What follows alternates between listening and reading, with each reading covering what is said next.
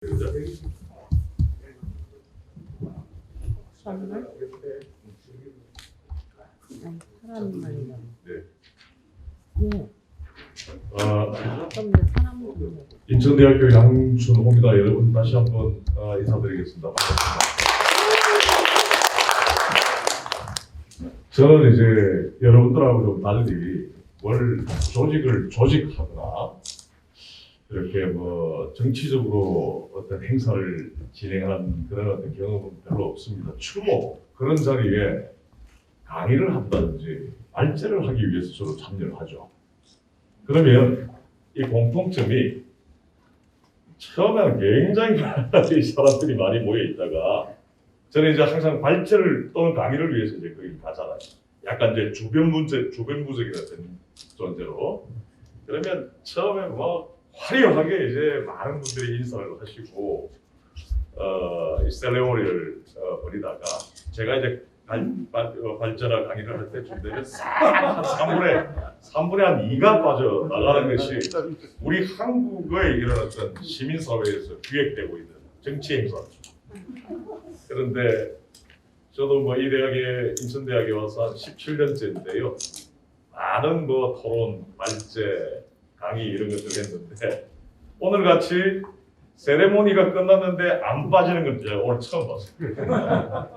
그건 이제 기본 소득에 대한 이른바 시민사회의 관심, 어떤 이념적인 관심 또는 정치적인 관심에 굉장히 고조되어 있다라고 하는 것을 아주 쉽게 피부로 느끼게 된 그런 어떤 자리였습니다. 저 한편 굉장히 뜻깊은 그런 어떤 자리이고요.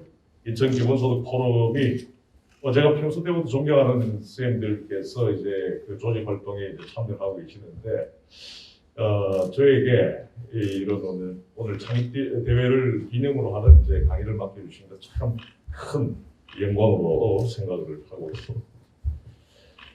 여러분들 잘 아시다시피 이제 저 같은 경우에는 뭐 이 지역 경제 쪽으로 잘 아시는 관심을 가지고 계시는 분들은 잘 아시겠지만 저는 주로 이제 지역 경제, 지역 화폐 이런 쪽으로 사실 연구를 많이 해왔습니다.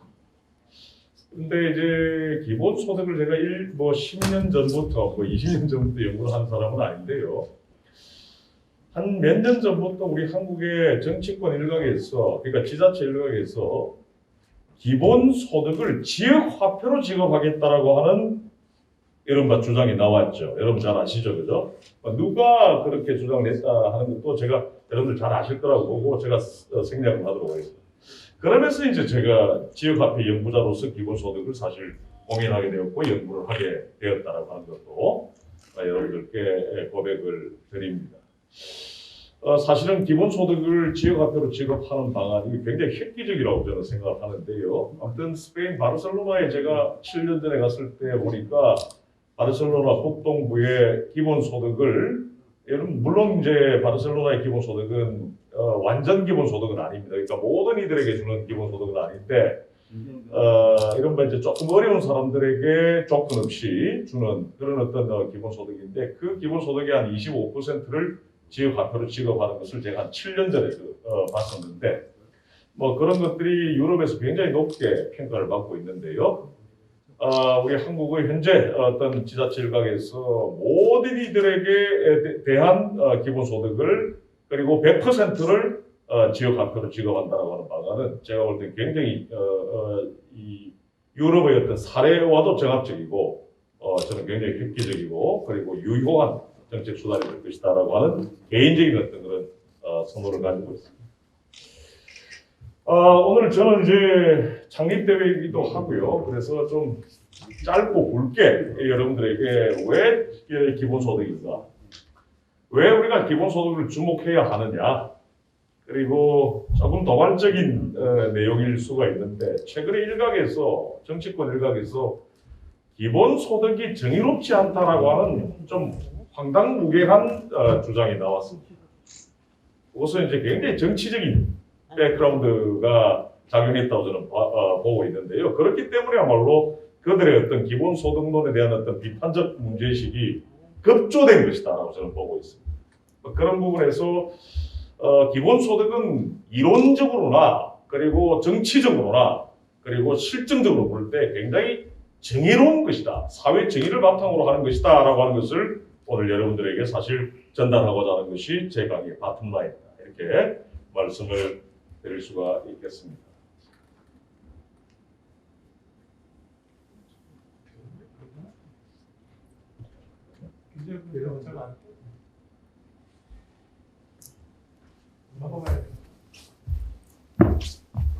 예. 그래서 오늘 잠깐만요. 네, 목차로 다시 한 번만 돌아가실까요? 이게 컨트롤이 안 되네요, 보니까.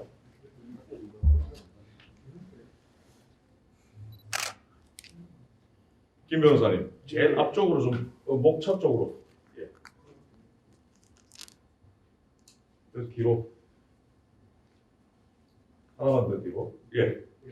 그래서 지금 저희들이 이제 기본소득을 논의할 때 가장 중요한 것이 현재 어떤 자본주의의 어떤 단계이기에 기본소득이 필요한지를 현대 자본주의가 처해 있는 어떤 현 주소를 우리가 조금 먼저 살펴봐야 될 필요가 있습니다. 두 번째는 이제 기본소득에 대한 어떤 명확한 정의, 뭐 여기 계시는 분들은 기본소득에 대한 이른바 언론적 그리고 또 학술적인 이 정의에 대한 문제의식을 가지고 계실 건데요. 제가 또 뭐 그냥 간단 명료하게 좀 정리한 정의를 가지고 오늘 여러분들과 공유를 좀 하고 싶고요. 그 다음에 오늘 제가 말씀드리고자 하는 가장 중요한 부분이 기본소득은 탄탄한 사회적 이론을 바탕으로 하고 있는 것이지 어떤 정치적으로 급조된 그런 어떤 정의론에 의거해서 세워진 것이 아니다. 그래서 뭐 저는 뭐 기본적으로 조금 마르크스주의 정치 경쟁을 바탕으로 하지만 오늘 저는 3번 이것을 얘기할 때는 3번 주제와 관련해서 얘기할 때는 무슨 급진적인 어떤 마르크스주의 정치 경제학을 제가 굳이 언급을 하지 않겠습니다. 그러니까 민주당, 우리나라의 민주당과 같은 리버럴 정당이 그냥 주로 원칙적으로 의거하는 존 롤즈의 사회적 이론을 가지고 기본소득에 대해서 제가 논의를 할 텐데 중요한 것은 기본소득은 정의롭지도 않다라고 하는 비판에 대한 반비판에 초점을 맞추고 있다라고 하는 것을 여러분들께 좀 말씀드리겠고요. 최근에 기본소득과 관련해서 재원이 가장 좀 시끄럽습니다. 재원 문제가 가장 이슈가 되고 있어요. 여러분 뭐 홍남기라고 하는 기재부 장관, 이른바 부총리 겸 기재부 장관이 있죠. 이런 사람들 주로 예산 제약성이라고 하는 도구만이 빠져 있어요. 이게 무슨 말이냐면 뭔가 새로운 어떤 소득을 이 국민들한테 지급을 하려면 예산이 부족하다라고 하는 어떤 문제의식에서부터 출발을 합니다. 이게 이제 전형적인 어떤 관료들 그리고 또 하나 기본소득을 비판하는 논자들의 머릿속에 딱 박혀있는 동굴의 우상입니다. 예산이라고 하는 것은 언제든지 여러분 잘 아시다시피 기존의 세출을 줄여서라도 그죠? 그리고 기존의 어떤 조세 감면을 줄여서라도 그리고 기존의 어떤 세액보다 정세를 할 때 예산 규모는 더욱더 늘어날 수 있다는 거죠. 변동 가능성이 있음에도 불구하고 그러한 어떤 시행착오를 거치지 않는 것에 초점을 맞추다 보니까 예산은 항상 제약적이다라고 하는 명제에서부터 그들은 출발한다는 겁니다. 그러나 기본소득이라고 하는 것은 언제든지 그런 어떤 유연한 탄력적인 어떤 그런 세원 조정을 통해 가지고 그 재원을 마련할 수가 있다라고 하는 것을 오늘 잠깐 짚어보도록 하고요.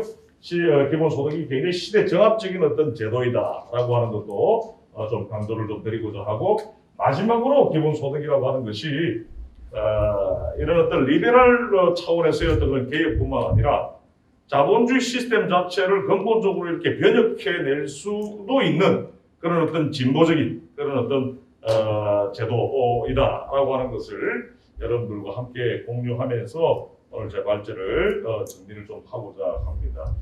여러분 잘 아시다시피 현대 자본주의에서 가장 문제가 되는 것은 아까 우리 황진도 선생님 말씀하셨죠. 완전 고용 시대가 이제 다 끝났다는 말씀하셨습니다. 20세기 자본주의가 여러분 잘 아시다시피 1945년에서 제1차 오일 쇼크 때까지 약 한 30년 동안 자본주의 황금기라고 그래요. 자본주의 역사가 지금 한 250년, 300년 정도 잡고 있는데 자본주의가 한 300년 동안 작동되어 오는 과정에서 가장 잘 돌아갔던 역사가 1945년에서 제1차 오일 쇼크 때까지 30년간 주로 선진 자본주의 국가들이죠. 이때는 거의 완전 고용 수준까지 갔습니다. 왜냐하면 고성장, 고투자 그리고 성장과 투자가 곧바로 고용으로 연결되는 이른바 자본주의 황금기였거든요. 그러니까 지금 이제 그런 시대가 아니잖아요. 대기업들 투자 안 합니다. 투자 안 하니까 고용이 없죠. 고용이 창출 안 되니까 소득이 줄죠. 소득이 주니까 소비가 주는 겁니다. 소비가 주니까 다시 기업들의 투자가 주는 거죠. 기업들은 투자를 안 하니까 계속 생산성도 떨어지고 있는 거예요.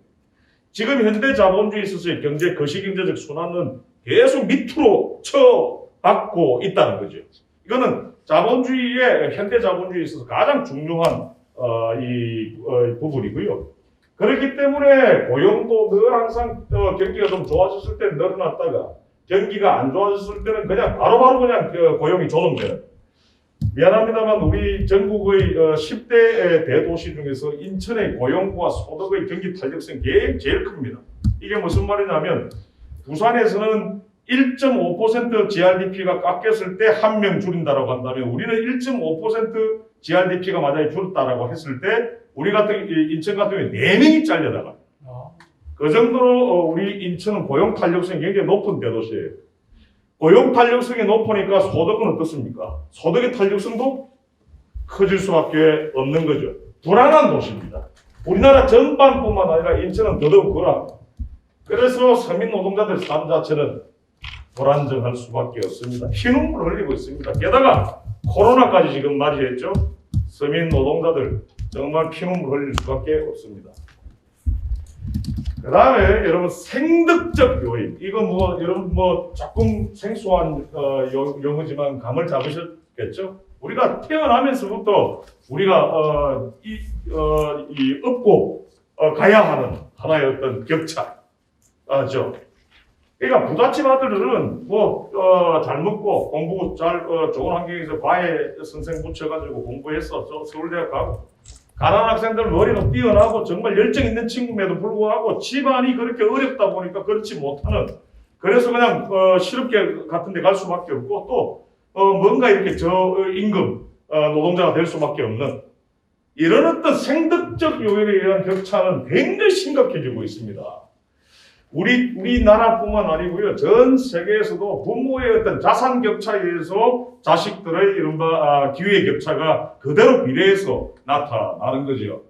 우리 서울대학의, 우리 한국의 스카이 같은 이 대학, 특정 대학 얘기를 해서 좀 죄송한데요. 한국의 스카이라고 하는 대학이 있죠. 그 대학의 부모들은 우리 나라 전체 소득에서 평균 소득 분위에서 소득 1분위, 2분위, 3분위, 4분위, 5분위, 1분위가 가장 부자들이라고 한다면 1분위 중에서도 5% 안에 들어가는 수준입니다. 평균이에요. 일본에 가면 여러분 잘 아시다시피 동쪽에 도쿄대학, 서쪽에 교토대학 같은 양대 최고의 명문대학이 있습니다. 그 들어가려면 일본 내에서 소득 3%, 4% 이내에 들어가는 부자들의 자식들만 들어간다는 생득적 요인에 의해서 격차가 굉장히 심화되고 있다고 하는 거예요. 어느 집안에서 출생했냐에 따라서 기회에 대한 접근의 격차가 발생하는 거죠. 기회조차 잡지도 못하고 그야말로 저소득층 노동자, 저임금 노동자로 전락하고 있고, 그리고 자산이 없어서 뭔가 투자의 기회도 찾지 못하고 가난한 삶을 살 수밖에 없는 이런 어떤 생득적 요인에 의한 격차가 굉장히 커진다. 왜? 20세기 자본주의 황금기 때는 그래도 오늘 노동운동 하신 선배님들 많이 계시는데 잘 아실 겁니다. 대기업들이 고용을 했단 말이에요. 투자를 하고 고용을 했단 말입니다. 없어도 성실했던 공업계 고등학교를 나왔던 선배들이 주로 대기업에 취직을 많이 하셨습니다. 그랬기 때문에 생득적 격차가 약간 상대적으로 좀 줄었던 시대였죠. 그러나 지금은 대기업에 의해서 거대한 어떤 경제적인 동력이 사람들을 고용 흡수하는 동력으로 발휘되지 않고 있기 때문에야말로 생득적 격차에 의한 이른바 자본주의 양극화는 더욱더 심화되고 있다라고 하는 사실. 이걸 여러분들 머릿속에 넣어두셔야 될 필요가 있습니다. 그 다음에 아까 우리 원하분 선생님께서 인사 말씀하실 때 아주 정확한 이 통찰을 발휘하셨는데요. 아까 자동화 이런 말씀하셨습니다. 그죠? 요즘 최근에 AI를 베이스로 하는, 옛날에 20세기 자본주의에 있어서는 여러분 뭡니까? 이거 컨베이어 벨트 시스템, 이 베이직 플랫폼으로 사용하는 생산 과정이 작동됐죠. 이제는 모든 것들이 인공지능, 로봇, 그죠? 이런 어떤 AI를 토대로 하는 어떤 생산 과정으로 가자 하는 것이 이제 4차 산업혁명인데 인공지능, 로봇화, 자동화 같은 이 기술 혁신이 굉장히 럭셔리하고 굉장히 혁신적으로 보이지만 기본적으로 우리 노동자나 서민의 어떤 삶에 대해서는 인노동 고용량이 현저한 감소를 초래한다는 사실은 아까 선배님들 말씀하셨던 부분 굉장히 정확한 지적입니다. AI를 통해서 AI가 예를 들어서 지금보다 40% 더 진전되면 고용이 삭감되는 것은 약 65% 정도 삭감된다고 이야기할 정도입니다. 그 정도로 심각하고 이른바 AI가 가지고 있는 고용 감소적 어떤 영향이 굉장히 크다는 것도 우리가 알아야 할 텐데 AI라고 하는 것은 여러분들 무슨 속도로 지금 일반화되고 있다는 것 여러분들 잘 아셔야 될 필요가 있겠고요. 1945년 이후에 컨베어 벨트 시스템에 의한 이른바 나름 자동화된 어떤 생산 과정이 몇십 년에 걸쳐가지고 일반화됐던 것이 아니라요. 비단 한 2, 3년 안에 전 세계를 석권을 했다라고 하는 그 역사를 여러분들이 떠올리시면 AI가 얼마나 무슨 속도로 앞으로 일반화될 것인지는 여러분들 쉽게 예측하실 수가 있을 것 같습니다. 다음. 그 다음에 여러분 여성분들도 오늘 많이 계십니다. 이 부분 현대자본주의에서 굉장히 심각한 문제입니다. 이건 사실은 좀 좌파적 또는 급진적인 어떤 정치 경제학 외에는 참 다루지 않았던 이 영역이어서 제가 오늘 이 부분은 꼭 다루고 싶고요. 기본소득을 생각할 때 이 부불노동의 문제는 뗄래야 뗄 수가 없는 중요한 문제, 현대자본주의의 고유한 이른바 고질적인 문제인데요. 여러분들 부불노동이 뭐냐? 처음 들어보신 분도 계시고 노동운동 하셨던 선배님들은 뭐 다 기억하실 겁니다. 시민운동 하셨던 분들 다 정치경제 하시면서 이거 다 접하셨을 텐데요. 지불하지 않는 노동을 말합니다. 부불. 지불하지 않는 unpaid labor예요. 이게 무슨 말이냐면 가장 대표적인 케이스가 여러분 가사노동입니다. 저희 어머니 그 교회 속에서 평생 가정주부로 사셨습니다. 엄청난 그 강도의 가사노동을 해오셨어요. 근데 단 우리 아버지의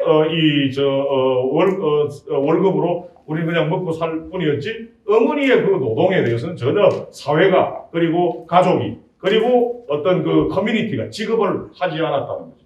그죠? 그리고 또 사회복지 역시 어머니에게 아무런 소득을 주지 않았습니다. 그냥 아버지 단위로 그냥 이 국가에 의해서 배분되었을 뿐이죠. 이 부불노동 굉장히 심각합니다. 그러니까 전 세계 페미니스트들이 기본소득에 적극적인 이유가 바로 이 부불노동의 문제 때문인데요. 여성의 가사노동 이건 여러분 뭐 잘 아시다시피 남성들 중에서도 가사노동 하시는 분들 계시잖아요. 지금 제 가족들이 어디 멀리 좀 떨어져 있어가지고 제 혼자 지금 인천에 살고 있는데 제가 요즘 죽겠습니다. 저도 가사노동 하는데 이 가사노동의 강도가 이렇게 세고 힘들고 나 자신을 피폐화시키는 것인지 제가 혼자서 가사노동 하면서 이제 느낀다는 거예요. 이거 하루에 그냥 진짜 거의 제가 볼 때 강도 높게 한다면 15만 원, 20만 원 일당을 줘야 됩니다. 그럼에도 불구하고 여성들은 특히 가정주부들은 이와 같은 부불노동의 사각지대에 놓여 있었던 것이지요. 그래서 노동하는 주체들이 자유시간을 확보해서 자신의 의지에 의거한 자율적인 활동이 부불노동의 문제 때문에 불가능했다라고 하는 것도 여러분들 좀 짚어두셔야 할 부분이라고 봅니다. 다음. 자, 그 다음에 아까 황진도 선생님 말씀하셨죠. 저 이 부분도 굉장히 중요하다 보는데요. 지금 우리 사회에서 여러분 사회보험이라든지 사회보장이라고 하는 이른바 사회복지 제도는요. 20세기 자본주의를 기본 전제로 하고 있습니다. 그죠? 그러니까 잘 나가던 완전 고용이 거의 표면화되었던 그러니까 고성장 국면의 현대 자본주의에서 제도화되었던 것이 그 모습을 갖추기 시작했던 것이 지금 현재 사회보장제도입니다. 예를 들어서 여러분 스웨덴이라든지 북유럽에서 가장 유명한 사회보장제도가 실업급여예요. 양재도 의장도 계십니다만 실업 문제에 대해서 정말 정통해 계신 실업급여의 문제가 굉장히 대표적인 사례입니다. 그러니까 뭐냐면 사회복지국가의 왕국이라고 하는 스웨덴, 노르웨이, 덴마크, 핀란드에 가도 9개월 동안 실업급여를 받게 되어 있습니다. 예. 그러니까 이 실업급여는 조건이 있는 거예요. 9개월 안에 조금 더 나은 곳으로 재취업을 해야 된다라고 하는 조건이 있는 거예요. 그때까지 너는 실업급여를 받으면서 러닝 바이 두잉 하고 그러니까 보다 더 높은 수준 높은 어떤 숙련을 채워하고 조금 더 공부하고 해서 다음 어떤 재취업을 준비하라. 이게 바로 실업급여입니다. 근데 실업급여 이면에 무엇이 깔려져 있을까요? 계속해서 경제가 잘 돌아가서 보다 더 부가가치가 높은 산업에서 그 사람을 고용 흡수한다라고 하는 것을 전제 조건으로 설정하고 있는 것이 바로 지금의 사회복지제도입니다. 경제가 계속해서 잘 돌아간다. 지금 잠깐 이렇게 해고되었다 하더라도 이 사람이 9개월 동안 실업급여를 받으면서 일정 기간 동안 실업급여를 받으면서 준비해 나가고 스킬을 체득해 나가면 보다 더 좋은 일자리에 재취업할 수 있다라고 보는 이 실업급여와 같은 사회보장제도는 경제가 계속해서 우상향 곡선을 그린다라고 하는 것을 전제하고 있다는 것입니다. 근데 지금 여러분들 어때? 경제는 계속 우하향 곡선을 지금 그리고 있다는 것입니다. 그런 의미에서 기존의 사회보장제도는 20세기만큼 작동될 수가 없다라고 하는 것이다. 이렇게 여러분들 보셔야 되겠습니다. 다음. 자, 이제 그러면 기본소득에 대해서 우리가 간단하게 좀 정의를 좀 내려야 되겠습니다. 앞서 우리 인사말에서도 여러분들께서 많은 분들께서 이제 짚어주셨는데요. 기본소득이라고 하는 것은 국가가 이게 뭐 시민사회가 아닙니다. 국가 또는 지자체가 그러니까 경기도 차원에서만 지급해도 그거는 기본소득이 될 수 있습니다. 인천시 차원에서만 지급해도 기본소득이 될 수 있어요. 그러니까 국가 또는 지자체가 모든 국민 그리고 시민에 대해서 그들의 최저한의 생활을 보장하기 위한 현금을 지급하는 제도다. 최저한의 인간다운 삶, 최저한의 삶을 보장하기 위해서 지급하는 현금이 바로 기본소득이다. 그러니까 여러분들 많은 우리 일반 노동자들은 타율적 노동을 하고 있어요. 먹고 살기 위해서 어쩔 수 없이 노동을 해야죠. 그렇지 않습니까? 먹고 살기 위해서 타율적으로 누가 이 임금을 주는 사람에 의해서 임금을 주는 사람의 종속된 그런 어떤 노동을 제공하는 거예요. 그러나 그런 어떤 타율적 노동을 하지 않고도 생활을 할 수 있는 수준의 소득을 아까 황진도 선생님 말씀하셨듯이 보편적으로 그리고 무조건적으로 그리고 정기적으로 지급하는 것이 바로 기본소득이다. 다음, 가장 세계적인 이제 기본소득론자의 이 기본소득의 정의를 제가 오늘 조금 코테이션을 좀 했는데요.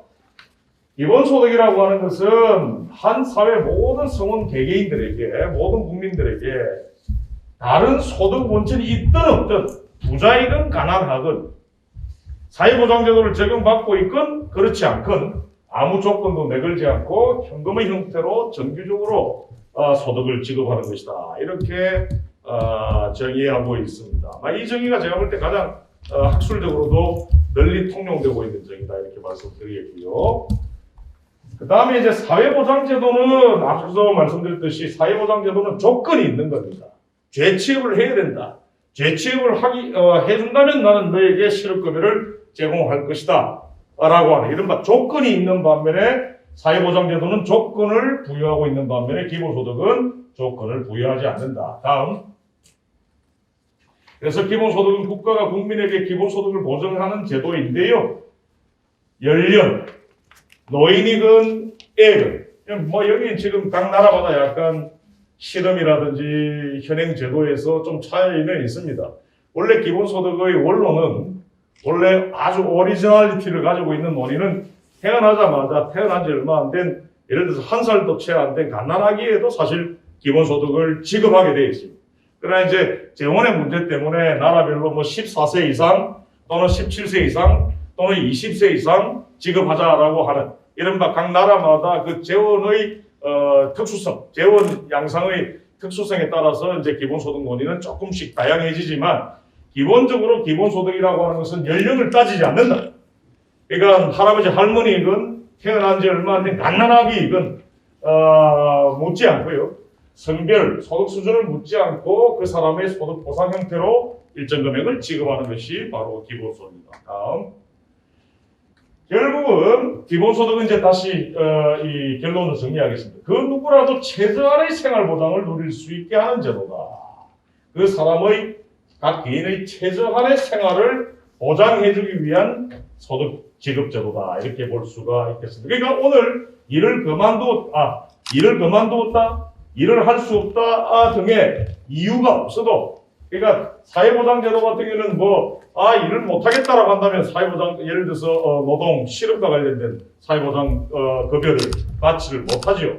이런 어떤 내가 일을 그만두었다, 아니면 나 일을 못하겠다 라고 하는 그런 어떤 각 개인들이 얘기하는 여러 이유들이 있겠지만 그 이유들을 막론하고 그런 어떤 이유가, 별다른 이유가 없어도 최저한의 생활을 영위할 수 있도록 돈을 받게 하는. 그러니까 정부가 개인 모두에게 조건 없이 지급하는 것이 기본소득이다.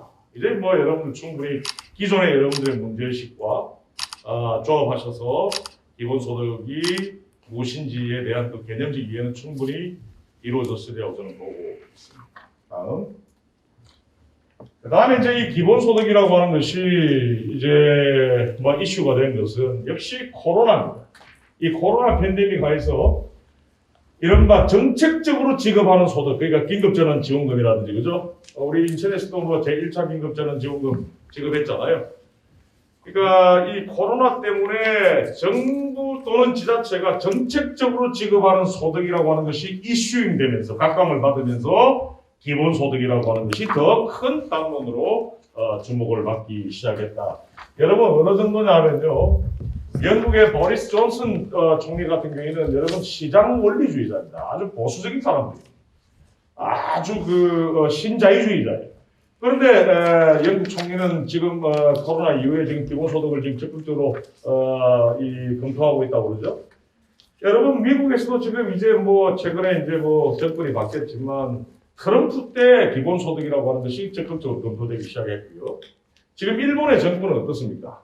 아베 내각과 지금 스가 내각이 어떤 사람들이죠? 경제적으로 아주 정말 극렬한 신자유주의자, 시장주의자, 이런 거 없는 사람들을 위해서 정부가 개입한다든지 케어하는 것들을 웬만하면 축소하고자 하는 그런 어떤 시장주의자인데 아베 내각과 스가 내각이 아베 내각에서 스가 내각으로 이어져 오면서 지금 기본소득 7만 엔 구상 지금 검토하고 있고 곧 제도화될지 모릅니다. 7만 엔이니까 월 70만 원씩 지급한. 그 대신에 이들은 이제 시장 원리주의자들이 되니까 여타 사회보장제도를 다 제로로 하자라고 하는 이른바 우파적 기본소득론을 일본에서는 제기하고 있죠.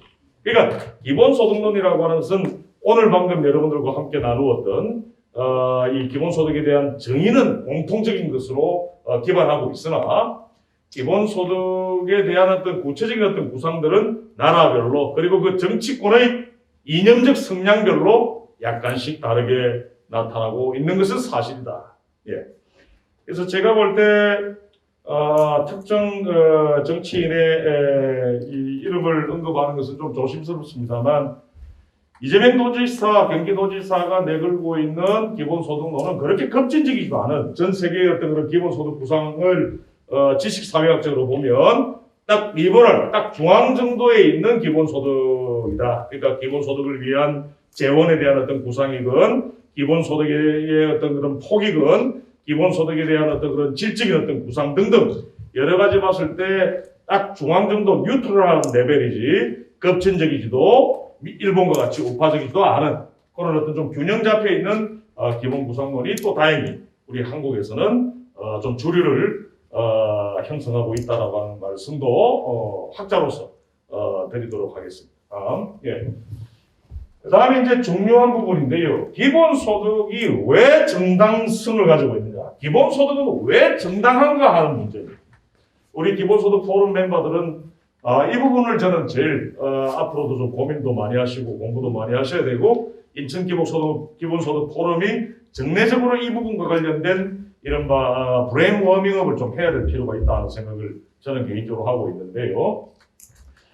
전통적으로 아까 이야기했던 이 유럽의 기본소득론자들 그러니까 기본소득이라고 하는 것을 가장 20세기 이후에 가장 먼저 제시했던 기본소득의 주류들이 기본소득은 바로 이와 같은 네 가지 인간의 권리 때문에 정당한 것이다라고 이야기합니다. 이게 지금도 사실은 아주 뭐라 그럴까요? 좀 설득력 있는 논리로 활용되고 있는데 여러분들 한 사람 한 사람은 생활권이 있는 거예요. 생활권.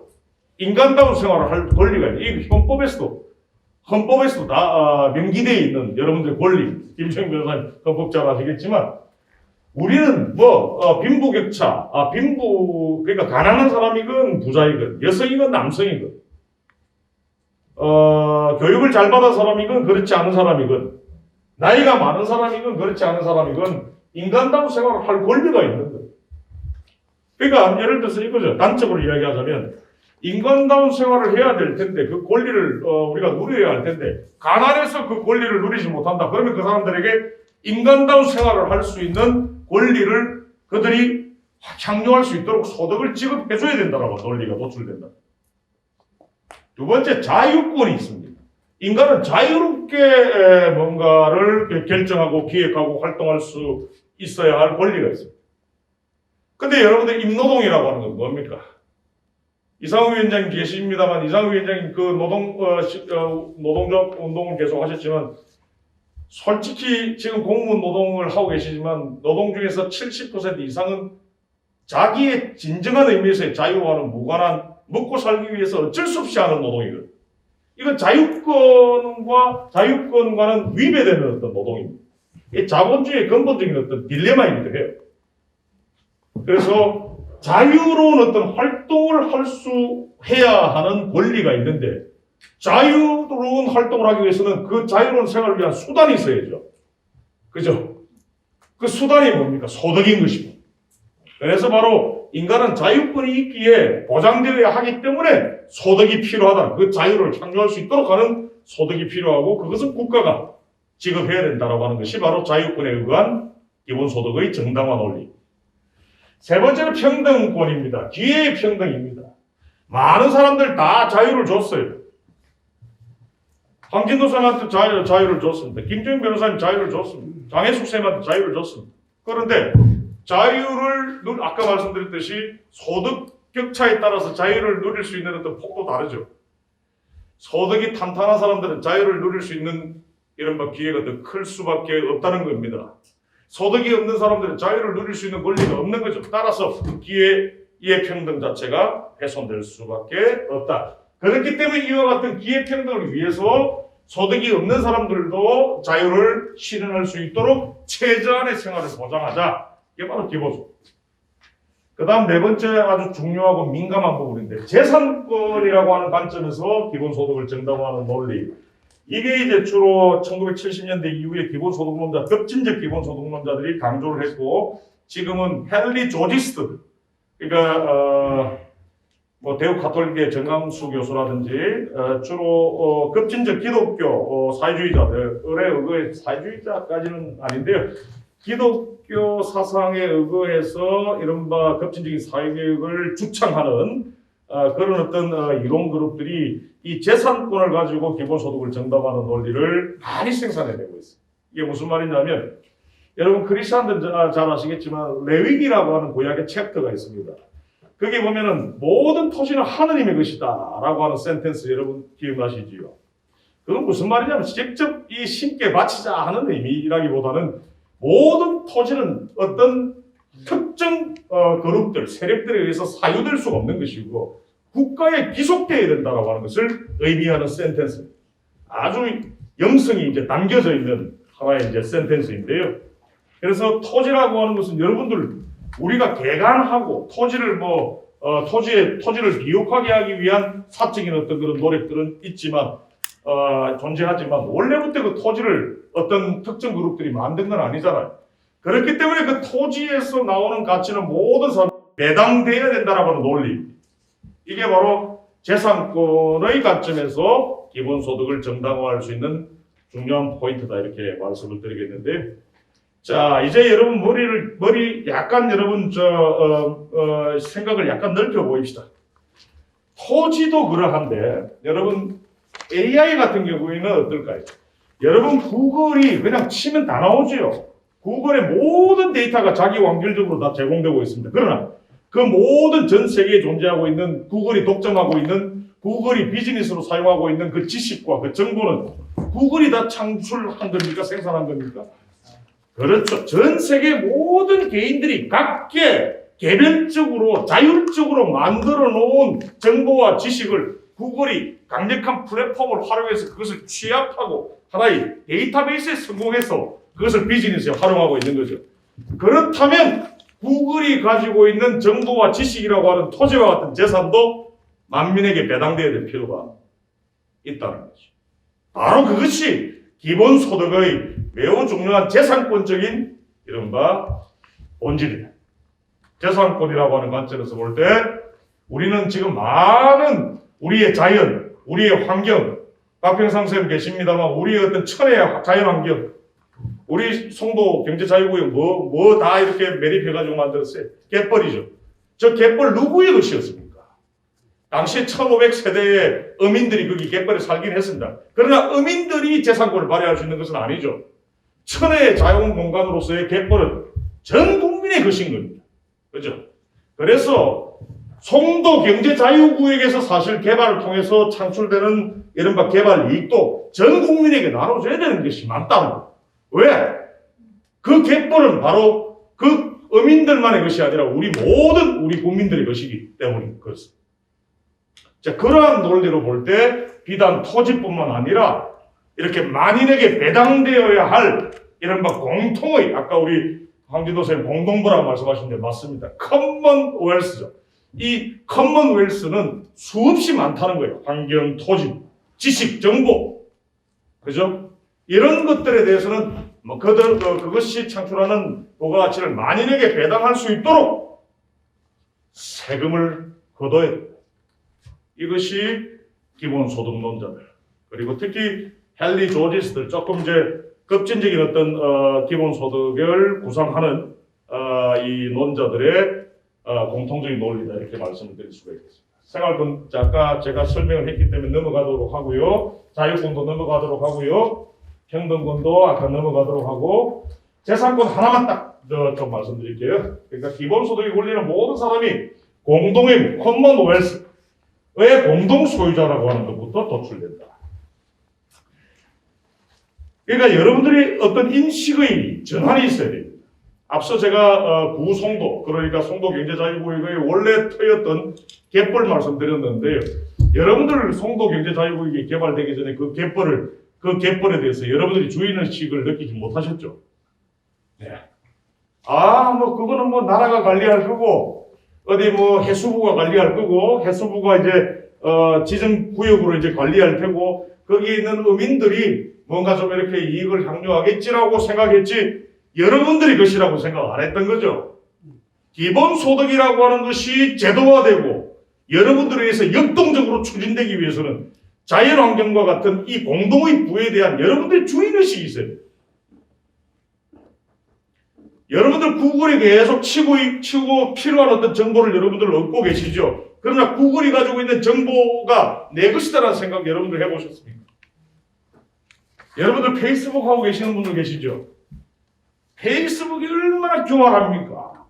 우리가 많은 것들을 우리는 올립니다. 많은 정보들을, 지식을, 사진을, 많은 링크들을 올립니다. 그거를 완전히 그냥 기술적으로 데이터베이스화해서 그것을 필요로 하는 사람들에게 딱 적재적소로 아주 스피디하게, 섹시하게 배분하면서 플랫폼 피를 챙기고 있다는 거죠. 그들에게 엄청난 세금을 물려야 된다는 것입니다. 그래서 그 세금으로 거둔 이른바 돈은 그 지식을 만드는 데 참여했던 만인에게 공동으로 배당돼야 된다는 거예요. 이게 바로 기본소득을 재산권적 차원에서 접근할 때 정당화할 수 있는 포인트라는 거죠. 이 부분 저는 정말 강조드리고자 하고요. 예. 그래서 토지, 환경, 천의 자원 같은 것에 대해서는 이른바 커먼웰스에 대해서는 강력한 세금을 붙여서 나중에 말씀드리겠지만 또는 구글 같은 어떤 이 플랫폼 기업들에 대해서는 빅데이터세, 그 다음에 이런 어떤 토지에 대해서는 토지 보유세, 그 다음에 뭐 AI에 대해서는 로봇세 같은 이런 어떤 새로운 세금을 매겨가지고 그 세원으로 기본소득을 더욱더 확대해서 지급해야 될 필요가 있다는 거죠. 이건선 선배도 계시지만 제가 이렇게 지역사회에서 급진적인 좌파 그룹들과도 저는 친합니다. 뭐 저는 그런 공부를 했었으니까요. 근데 이제 급진적 좌파, 특히 이제 계급적으로 볼 때 급진적 좌파들이 굉장히 우려하는 게 있어요. 양 교수님, 이 기본소득 하면은 가난한 사람들한테 이거 더 가야 될 사회보장제도가 약화되는 것 아닌겨? 그래서 그게 이제 인식의 굉장히 좀 제약인데요. 기본적으로 기본소득과 기존의 사회보장제도 사이에 트레이드오프 관계가 있다고 보는 거예요. 그러니까 기본소득을 하면 사회보장제도는 약화되고 사회보장제도를 강화하면 기본소득의 어떤 액수는 줄어들 것이다라고 보고 있는 트레이드오프 관계입니다. 보고 있는. 그렇지 않습니다. 왜 그렇지 않느냐? 사회보장제도는 여러분들 잘 아시다시피 소득세를 기반으로 한 세원을 가지고 사회보장제도에 지출을 투입하지요. 그러나 오늘 제가 말씀드렸던 기본소득을 위한 재원은 기존의 사회보장제도를 떠받치고 있던 소득세 베이스의 세원이 아닌, 법인세 베이스의 세원이 아닌, 기업소득과 개인소득에 과세하는 소득이 아닌 방금 이야기했던 토지보유세라든지 로봇세라든지 빅데이터세와 같은 공동부에 대해서 과세해서 얻는 그 세원으로 기본소득을 별도로 추동시키는 것이기 때문에 기본소득과 사회보장제도 사이에는 트레이드오프 관계가 존재하지 않는다라고 하는 것을 여러분들 인식을 하셔야 돼요. 기본소득론에 대해서 비판적인 분들이 우파이건 좌파이건 방금 같은 딱 그 논리로 들어옵니다. 그래서 저는 기본소득 제가 알기로는 이재명 지사도 그러하고요. 우리 한국의 주류 기본소득론자들이 구상하고 있는 것은 별도의 세원을 가지고 기본소득을 충실하게 제도화한다라고 하는 것에 그 목적이 설정되어 있습니다. 처음에는 기존의 어떤 세출을 줄이고 그 다음에 조세 감면 같은 것들 좀 줄여가지고 과표를 더 늘려가지고 이른바 조세 수입을 더 늘려서 기본소득을 좀 하다가 마지막에는 증세를 한다는 거예요. 그 증세의 일환으로 로봇세라든지 빅데이터세라든지 오늘 제가 이야기했던 토지 보유세 같은 새로운 어떤 세원을 발굴해낸다. 그렇게 될 때 기존의 어떤 소득을 베이스로 하는 소득세를 세원으로 하는 이른바 사회보장제도는 후퇴하지 않는다라고 하는 것들 오늘 제가 좀 강조를 좀 드립니다. 자, 이제 서서히 이제 오늘의 본론인데요. 제가 결론부터 말씀드릴게요. 특정 인물을 얘기해도 되나요? 임종석 씨라는 사람 참 제가 많이 아쉬웠어요. 임종석이라고 하는 분이 굉장히 저는 이렇게까지 해야 되나 싶은 마음이 들었었어요. 왜냐하면 첫 번째는 기본소득에 대해서 기본소득론자들에 비해서 알고는 있느냐라고 하는 개인적인 좀 우라통이 터졌던 부분이고요.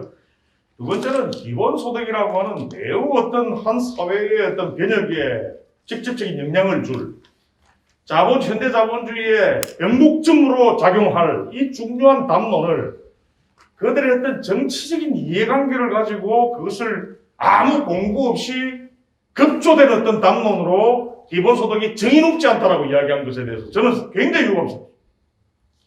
저는 공론회장에서도 그것을 제기를 했는데요.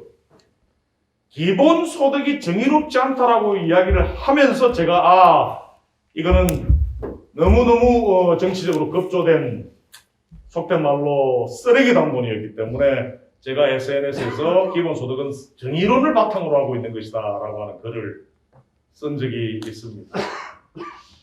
그걸 제가 오늘 그 엠피스를 여러분들에게 조금 설명을 드리고자 하는데요. 그러니까 무슨 급진적인 어떤 정의론, 마르크스주의 정의론 이런 얘기 제가 하지 않고요.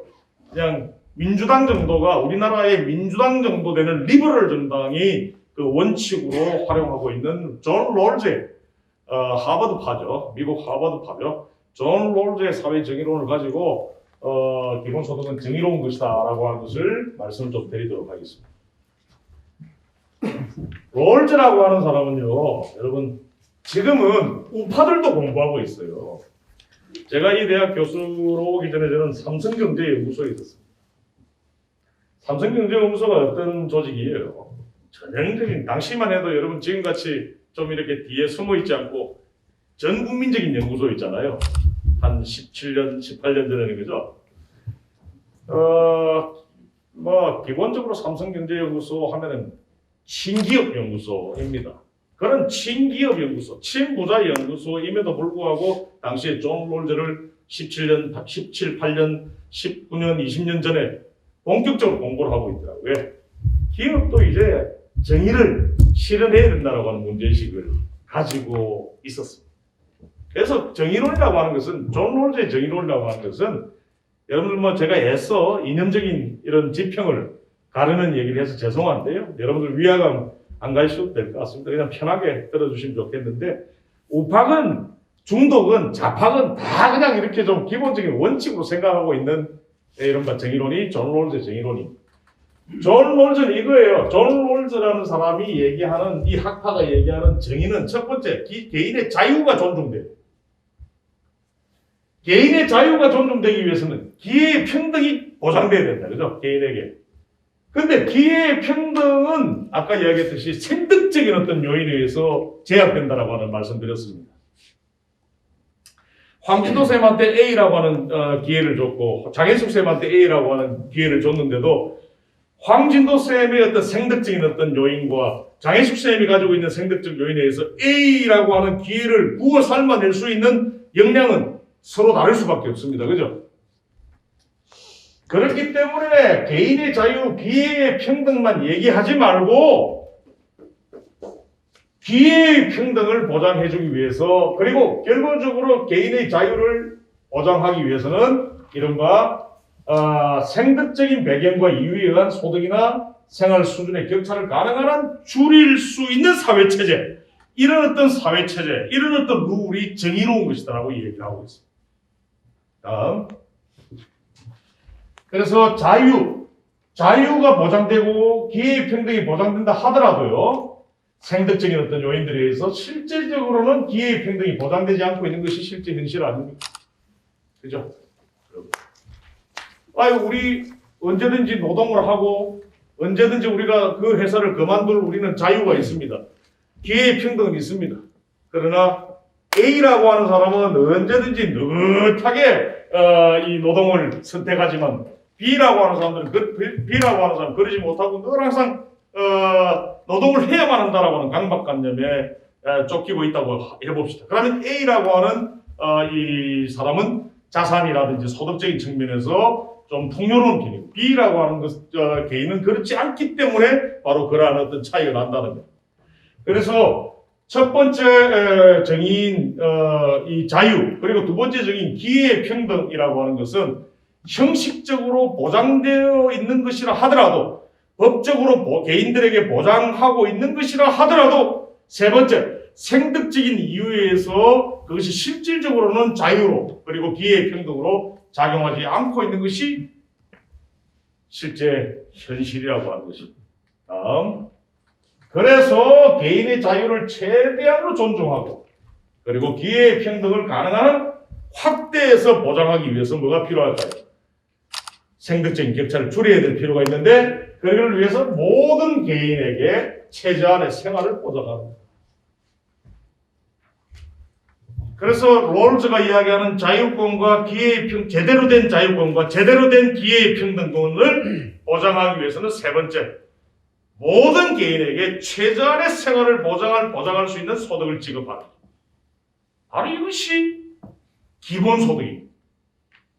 존 롤즈의 정의론을 그대로 활용하고 있다는 것입니다. 그래서 중요한 것은 이와 같은 현대자본주의 고유의 문제, 생득적 요인에 의한 어떤 격차의 문제, 불평등 문제에 근본적으로 대처하기 위해 내놓은 처방전들 중에 하나가 바로 기본소득이라고 하는 점이라고 하는 것을 우리는 이해를 해야 될 필요가 있습니다. 다음.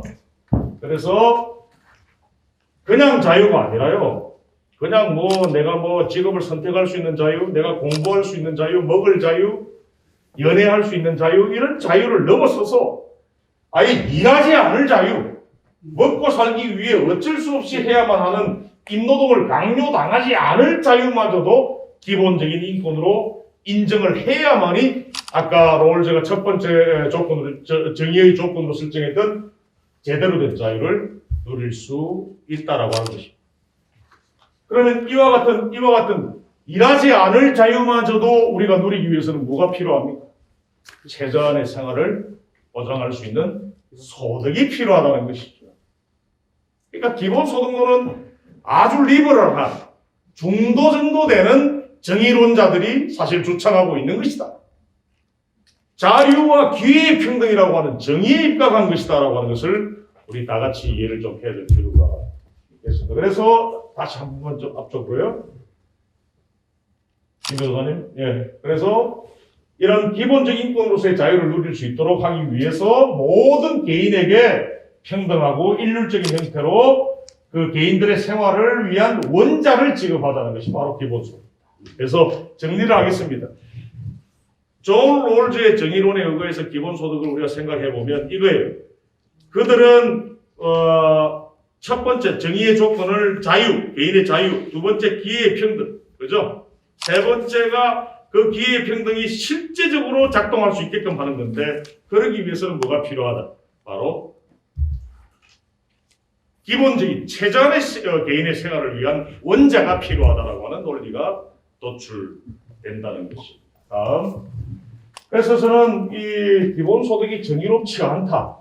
이런 일각에서의 어떤 제기된 이 논의들은 과연 어떤 철학적, 이론적 토대를 가지고 있는 것인지가 저는 공식석상에서 묻고 싶습니다. 왜? 그들이 롤즈보다 더 좌파적인 급진적인 어떤 사회적 이론에 입각하고 있다라고는 저는 생각도 하지 않거든요. 한편으로 우파적인 정의론, 아까 이야기했듯이 존 롤즈의 정의론은 시장주의자들과 친기업주의자들도 채택하고 있는 사실 정의론입니다.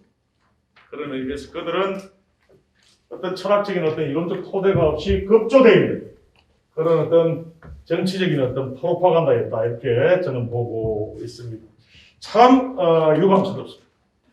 한쪽에서 기본소득이라고 하는 것이 나왔다. 그러면 자기들이 예를 들어서 기본소득과 트레이드오프 관계가 있다고 보는 사회보장, 축소될 수밖에 없는 사회보장이라고 하는 것을 초점을 맞춰가지고 논쟁을 해야 되는 것이지 기본소득 그 자체를 싸잡아서 어떤 철학적인 어떤 이론적인 토대를 전혀 제공하지 못하면서 비판한 것은 우리 한국 정치의 좀 후진적인 어떤 현주소를 보여주고 있는 지금 집권 세력의 어떤 후진적 세력을 그대로 보여주는 부분이 아닌가라고 감히 말씀을 좀 드립니다. 그래서 아까 제가 구두로 잠깐 말씀드렸는데 주로 이제 좌파들이 이런 얘기들을 많이 합니다. 그러니까 복지국가, 강한 국가, 강한 복지국가, 지금보다 더욱더 강력한 어떤 사회보장과 사회보험을 확충하는. 주로 이제 기존의 이제 좌파들이 이런 선입견을 가지고 있는데요.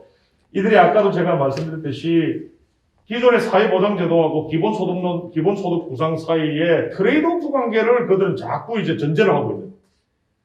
기본소득 하면 사회보장 준다. 이거예요. 그게 아니다라는 거. 아까 제가 세원을 별도로 설정한다라고 하는 얘기를 여러분들에게 충분히 드렸고요. 그 다음에 예산 제약성을 그들은 전제로 하고 이 얘기를 하고 있어요. 이게 무슨 말이다? 그러니까 기본소득을 위해서 예산을 투입하면은 기존의 사회보장제도에 투입했던 예산이 줄어들 수밖에 없다라고 보는 거예요. 저는 이 두 가지가 저는 동굴의 우상이라고 저는 생각하고 있고요. 자, 넘어가도록 하시죠. 아까 제가 충분히 짚었던 부분이라서요. 그래서 자연스럽게 이제 기본소득을 위한 어떤 새로운 어떤 재원이 뭐냐라고 하는 논의로 이제 귀착이 되는데 저는 적어도 제가 지금까지 공부해온 한국의 기본소득론, 기본소득 구상이라고 하는 것은 소득세를 베이스로 하는 기존의 사회보장제도에 투입했던 세원에서 돈을 빼앗아 와서 기본소득에 투여하다는 말이 아니고 이와 같이 새로운 세원, 토지보유세, 빅데이터세, 탄소세 같은 것을 기초로 낮은 보편 기본소득, 그러니까 낮은 수준의 월 30만 원 정도의 낮은 수준의 기본소득을 구상하고 있다라고 보고 있습니다. 소득세 인상에 의거하지 않고 있다라고 하는 것도 여러분들 이해를 좀 해야 될 필요가 있겠고요. 이에 대해서 홍남기의 논리가 뭐냐면 예산제약성 얘기를 한다고.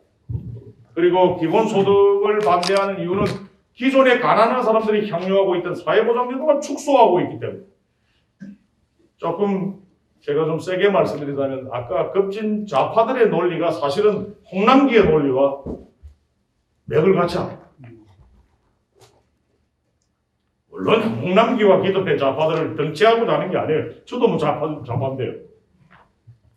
근데 인식의 구조가, 논리를 위한 인식의 구조가 사실은 맥을 같이 하고 있는 것, 사실입니다. 예산 제약성을 전제로 하고 있는 것, 양자 사이의 트레이드오프 관계를 전제로 하고 있다. 그래서 기본소득이라고 하는 것은요, 기본소득을 지급하되 사회 서비스와 사회보험의 확대를 동시에 강화하는 것. 그렇게 될 때 기본소득의 효과도 더욱더 커진다라고 하는 것. 즉, 기본소득이 바라는 사회정의 역시 더욱더 큰 틀에서 실현될 수 있다라고 하는 것이다. 적어도 저는 이재명 지사가 제시하고 있는 기본소득론은 저는 이와 같은 것이다라고 이해하고 있지. 기본소득을 지급하니 사회보장 조금 우리 좀 크게 한번 줄여보자라고 하는 논리가 아니라고 하는 것을 강조를 좀 드리고자 합니다.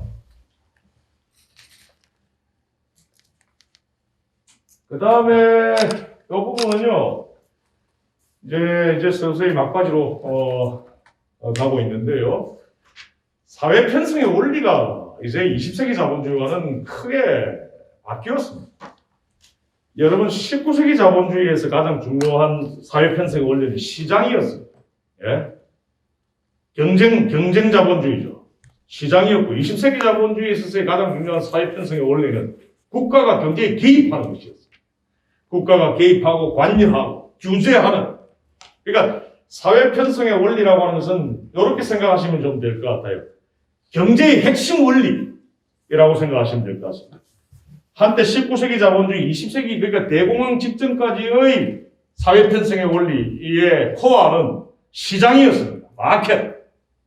그러나 1930년대 이후부터 20세기 줄곧 사회 편성의 원리, 즉 경제를 편성하는 코어의 원리는 국가였습니다. 국가가 복지제도를 구사하고 국가가 개인지식의 어떤 그런 경제정책, 경제 개입을 하는 그런 것들이 원리였다면 지금은 여러분, 지금 현대자본주의, 21세기의 이제 벽도도 아니에요. 2021년입니다. 그죠? 21세기가 된 이후로 20년이나 지났습니다. 지금 여러분들 우리의 경제를 지배하고 있는 코어의 원리는 무엇이라고 생각하세요? 여전히 시장의 지배력은 강합니다. 여전히 국가 또는 지자체의 어떤 그런 규정성은 큽니다. 그러나 새롭게 나타난 경제 편성의 원리가 있죠. 어떤 겁니까? 사회적 경제 조직, 협동, 공동 소유, 코가버넌스, 협치. 여러분들 중에 지자체와 함께 협치하고 계시는 분들 많이 계시잖아요. 그래서 새로운 어떤 사회 편성의 원리가 등장했다. 그러니까 그것이 뭐다? 시장 원리가 아닌, 국가의 원리도 아닌 협동, 개인 간의 이 자율적인 어떤 협동의 원리가 매우 중요한 하나의 어떤 사회 편성의 원리로 작동을 했습니다.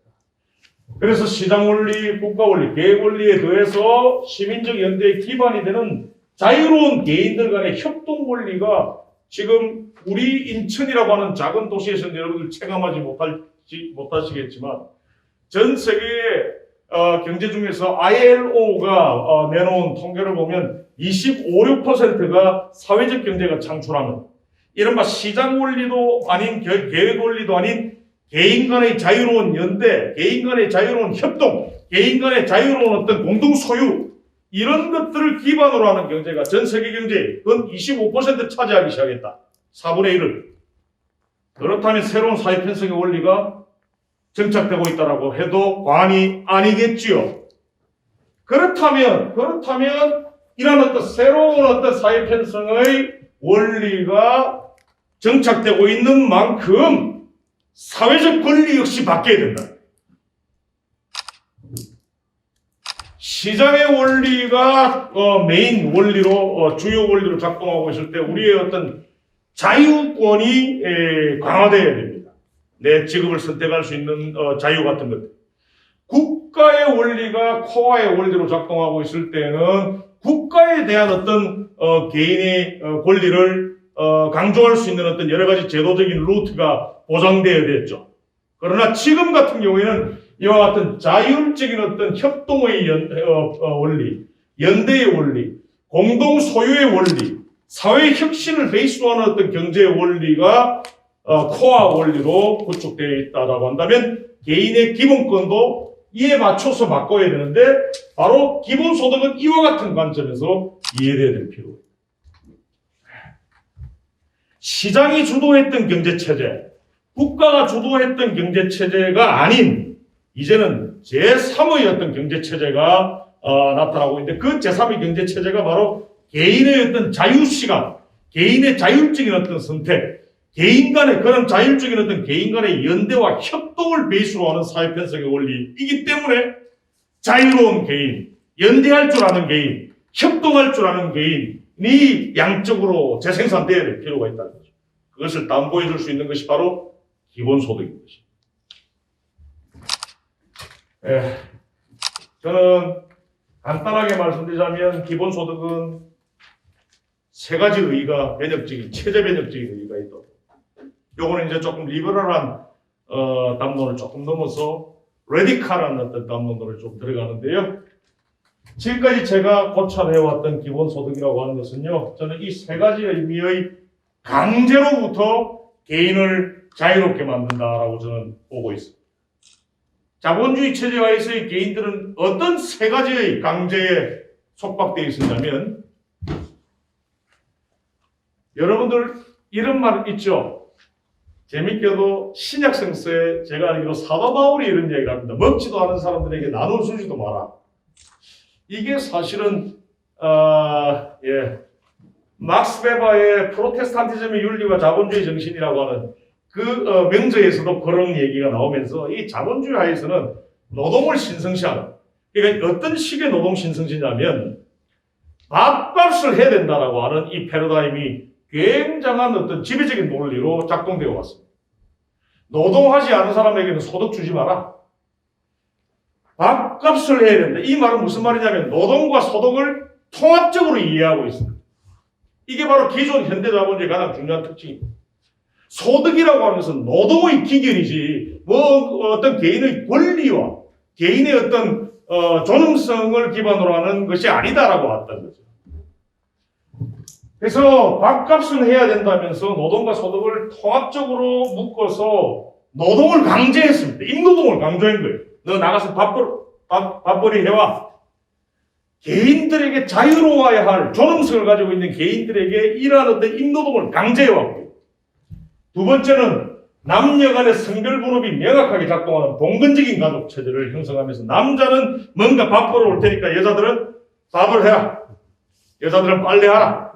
라고 하는 이른바 이와 같은 첫 번째 어떤 강제에 의해서 두 번째 어떤 새로운 어떤 측면에서의 가족 레벨에서의 강제가 작동하기 시작했습니다. 봉건적인 어떤 가족.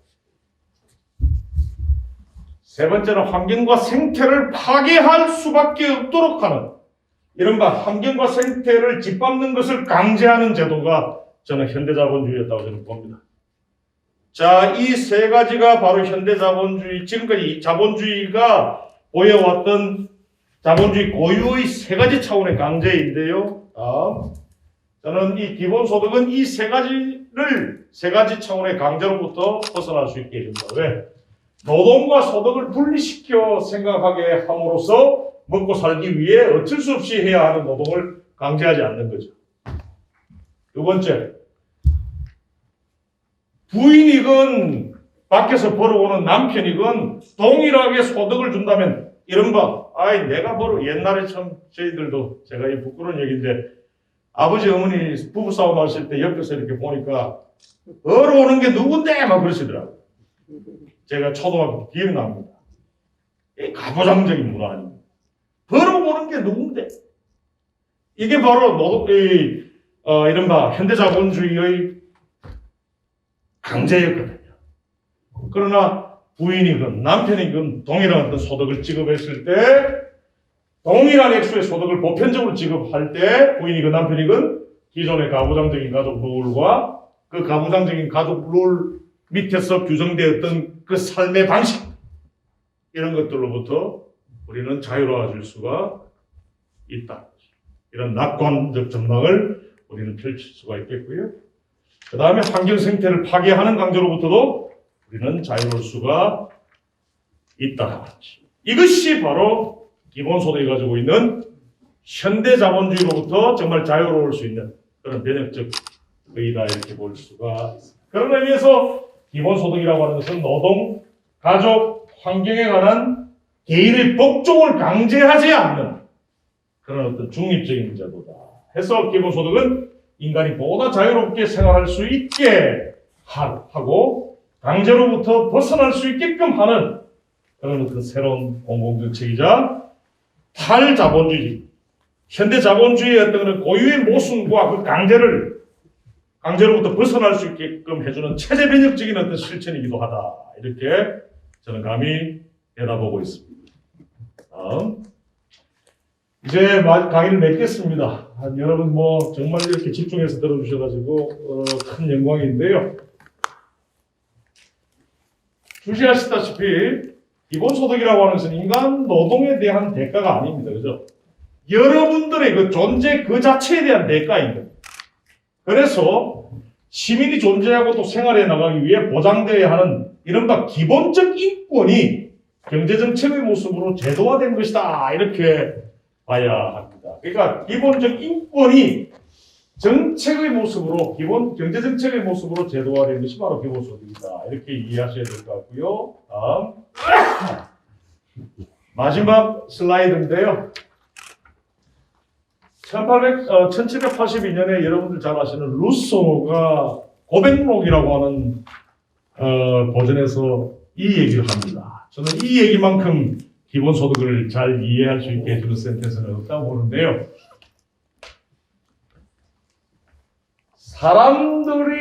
사람들 수중에 있는 돈은 자유를 위한 도구인데요. 내가 하고 싶은 걸 할 수 있고 내가 억지로 하는 임노동이 아닌 내가 내 자기 실현을 위해서 자유롭게 뭔가를 선택하고 행위를 하기 위해서 쓸 수 있는 돈이지만 사람이 길을 써서 벌어야만 하는 먹고 살기 위해서 벌어야만 하는 돈은 사람을 노예를 만드는 거예요.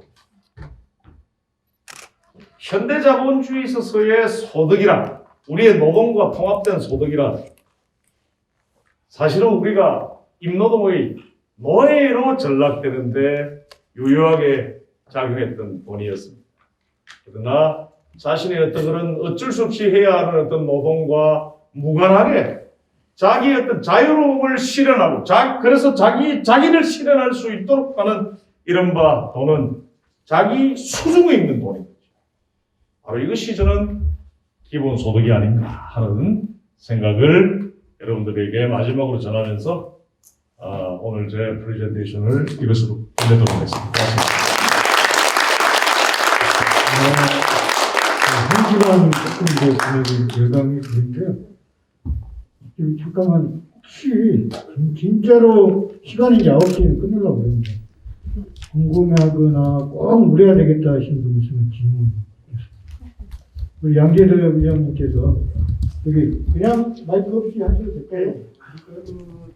하나의 핵심적인 건 이제 재원 문제인데 아까 말씀하시기를 재원은 토지 보유세, 탄소세 등 이런 거에서 만들어진다고 그랬는데 그런 거를 우리나라 같은 경우에 대략 계산해낸 게 있습니다. 어느 정도 되는지. 계산해 놓은 게 있는데 이제 추산이 좀 여러 추산이 있더라고요. 토지 플러스 자유연구소라고 하는 그 헨리 조지스트 연구기관이 있습니다.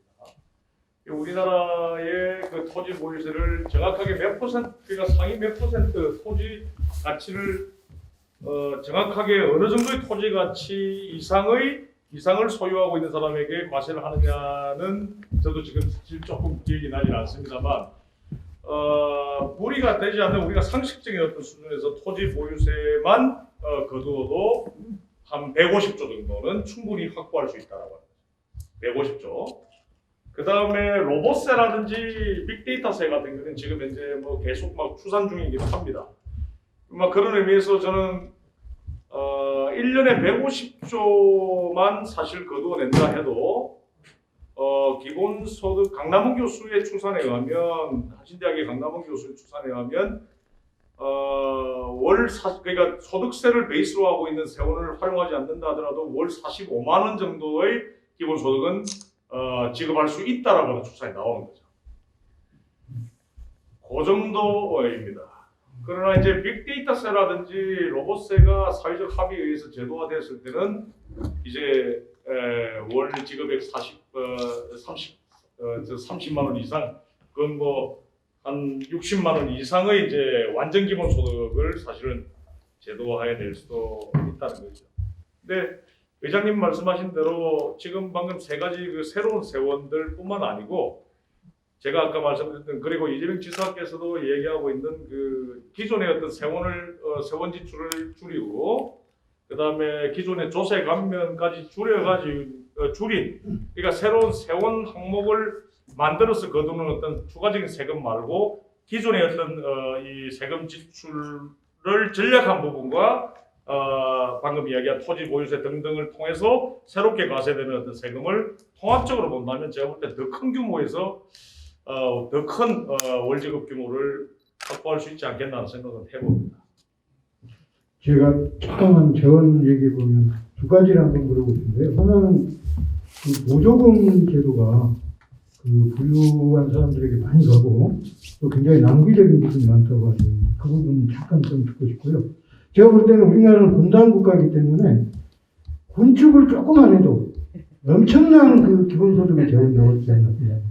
한번 전적으로 동의를 하고 있고요. 그래서 이제 김 변호사님 이야기하셨던 첫 번째 과세는 이제 정치적인 이제 사실은 이 충돌 가능성이 크죠. 그래서 이제 한국의 기본소득론 기본소득 구상에서 보면 마지막 3단계로 나와 있어요. 그게 이제 전형의 정세거든요. 그래서 이제 제가 볼 때는 그 단계론적으로 조금 인식해야 될 필요가 있고, 그 다음에 두 번째로 김 변호사님 말씀하신 건 정말 저는 전적으로 동의합니다. 군축이죠. 군축. 그 다음에 뭐 이런 얘기 해도 되는지 모르겠는데 가덕도 신공항 뭐 이런 것도 저는 사실은 이런 뭐 4대강 공사 이런 대형 이런 뭐 토목공사 이런 것들에 대한 그 세비 지출의 어떤 이 전략 이런 것들이 저는 기본소득의 중요한 어떤 소스가 된다고 보니까 결과적으로 기본소득이라고 하는 것은 세금을 굉장히 합리적으로 쓸 수 있게끔 하는 기조로 작동하겠죠. 동의합니다. 예. 그럼 제가 한 가지 좀 말씀드릴게요. 강의 잘 들었는데요. 여러 가지 재원에 대한 문제에 대해서 고민이 참 많은 것 같은데 사회적 합의만이 있다면은 요즘 이제 목적세라고 해가지고 뭐 교통세는 한시적으로 목적세를 만들어가지고 그 용도에 충당하기 위해서 이런 세목이 있거든요. 그래서 만약에 사회적 합의만 있다면은 기본소득에만 충당할 수 있는 목적세로서의 어떤 기본소득 세목을 만들어서 우리가 술을 먹으면 거기에 주세로 간접세가 가잖아요. 그런 형태로서 자금을 이렇게 모을 수 있는 그런 방안도 물론 거기에는 이제 사회적 합의라는 전제가 따르는데 그런 방안도 한번 생각해볼 수 있지 않을까. 좋은 생각이십니다. 그런 생각이 네, 맞습니다. 자본주의가 존재하는 임노동은 존재할 수밖에 없는 생산체계가 유지가 되려면은 임노동을 채용을 해서 기계를 돌려서 제품을 생산해야 되는데 자본주의 사회에 하는 이런 그 자본이 없는 사람들은 임노동으로 할 수밖에 없지 않느냐. 근데 이제 그것이 이제 교수님 말씀은 굉장히 개인의 자유를 이제 제약하게 되고 그래서 이렇게 어떻게 보면 이제 배치되는 개념이 그렇게 그래요. 그래서 이제 자본주의 오늘 사용하는 사실 도입부에서 네. 강조를 했던 부분 아까 오라군 쌤께서 아주 적실한 황진도 쌤이셨나요? 두 분 중에 한 분이셨는데 완전 꼬이네. 이제 지금은 선생님 그 자본주의 사회에서 임노동은 필연적으로 할 수밖에 없지 않느냐. 네. 이게 이제 우리가 사실 19세기, 20세기 자본주의를 전전하고 있는. 네. 뭐 완전 고용까지는 안 가더라도 고용이 계속 이제 이루어지고, 그죠? 그러니까 일자리가 계속 나올 때나 사실은 임노동은 필수다라고 하는 논리도 쓸 수밖에 쓰잖아요. 근데 AI, 뭐 자동화, 그죠? 로봇화. 지금 사실 뭐 아까 말씀드렸잖아요. 지금 AI는 급격하게 지금 보편화되고 있고 고용은 계속해서 줄고 있는데 임노동이 줄고 있잖아요. 그렇다면 새로운 어떤 개인의 어떤 활동, 개인의 어떤 노동, 그죠? 이런 것들에 대한 고민은 분명히 좀 필요하잖아요. 여기까지 하고 우리 교수님 임노동의 폭은 크게 줄 겁니다. 다음에 또 우리 포럼에 초대해서 좋은 주제 가지고 한번 또 듣기로 하겠습니다. 교수님 큰 박수 한번 주시죠. 이제 2부까지 끝났고 어쨌든 오늘 이렇게 끝까지 남으셔서 좋은 강의 들으셨죠? 네, 감사합니다. 앞으로 우리 기본소득 저기 포럼, 인천 기본소득 포럼과 저희가 매월 마지막 화요일 날 이렇게 포럼 그 주제를 가지고 개최를 하려고 그러니까 앞으로 많은 호응과 참여를 해주시면 감사하겠습니다. 그럼 큰 박수 한번 치고 마치겠습니다. 감사합니다.